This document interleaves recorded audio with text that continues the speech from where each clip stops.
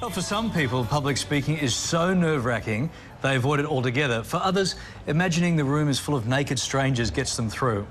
That's how I'm imagining you right now. But it seems whatever your trick, delivering a good speech can be a painstaking procedure. OK, close back on. So today we've got some handy hints on becoming a confident talker. I need that to get me through. Here to take us through them is the co-author of The Art of Conversation, Hugh Guyton. Good morning to you, Hugh. All righty, what are the 3 things people should keep in mind before they get up to public speak? The 3 things I'd like them to follow is what I call the 3 Ps. The 3 Ps of presentation, and that is purpose, that is practice, and that is perception, change your perception. Yeah.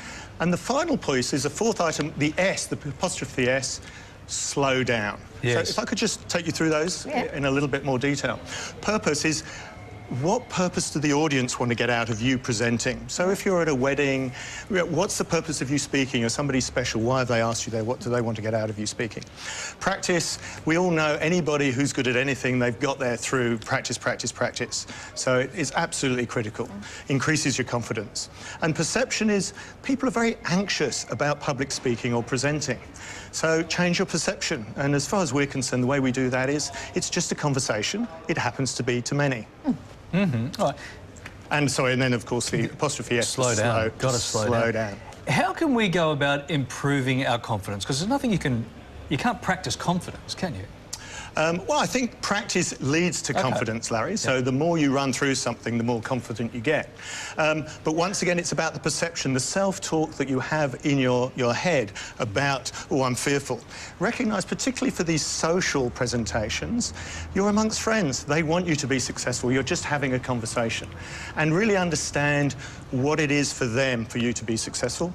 Take a deep breath before you start, calm yourself down, and on you go. And tell yourself it's gonna be okay. What role does body language play in speaking to an audience, Hugh? Oh, Kylie, I love the fact that you asked that question. I think the body is amazing. Do you notice how if you just stand up and feel tall, open your shoulders, open your chest, you instantly feel more confident and you're exuding to your audience that you're more confident. Right. If you just put a smile on your face, you instantly feel happier. Look, all's well with the world. And you're projecting that out to the audience. So I think, you know, you can fake it till you get there. Fake it till you make it. That's right. Now, if you're being asked to toast at a wedding or a birthday, so, you know, we can talk about things where you're talking to 1,000 people, but if you're talking about something simple like family and friends at a wedding or a birthday, is it better to write a speech or to have palm cards with bullet points on it? What's the best way to go with that? I think the best way to go with it, particularly if this is something you don't do a lot of, is from the practice point of view, absolutely write every word down that you're going to want to say in the speech. Know the order, know when you're going to do the jokes, know what you want, the purpose of it, and make sure you've covered that. But I would warn strongly against actually taking those notes with you to do the presentation. Oh. What will happen there is you'll get caught reading your notes. You've totally lost engagement with the audience. You're not actually getting eye contact with them. So my advice is during the practice, break those detailed notes down into subheadings and points and keep honing it down till you've got maybe 2 or 3 cards with just the key points. And then practice. And once again, practice in the state that you're going to do it. Find an audience. It might be your partner, your kids. It can be the dog, the goldfish bowl, or just a mirror that you practice to. But that's how you get your confidence. The interesting thing you said in there is, like, where you're going to do the jokes. Do you do jokes or don't you? It depends, once again, what's the purpose of the presentation? And also, from your perspective, what do you want them to think about you after you've presented? And are you good naturally at telling jokes, or do you tend to fall over on it? So I think you have to look at yourself as to whether jokes are a good idea or not. Do you know what I love? And I've seen great ones and I've seen really bad ones, those speeches from the heart. Now, they either hit it 100%, right, or they can fall over badly. So where do you stand on those? Oh, I think you've hit the nail on the head there, Larry. There's a risk if you say, I'm not going to prepare, I'm not going to practice. I love these people, I'll just do it from the heart and I'll be sincere. And it's wonderful to be sincere, and I'm absolutely for authenticity. But respect your audience. Here's a special day, maybe it's a wedding. This couple, you've been asked because you're somebody special to the family, to the friends. Respect them and do your preparation, prepare and practice beforehand.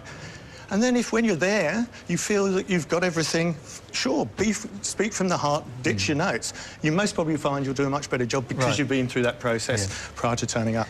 But wouldn't it be awful? One of the bridesmaids has really gone over the top to help make this a really special day. And at the end of your wonderful speech, you've forgotten to thank her.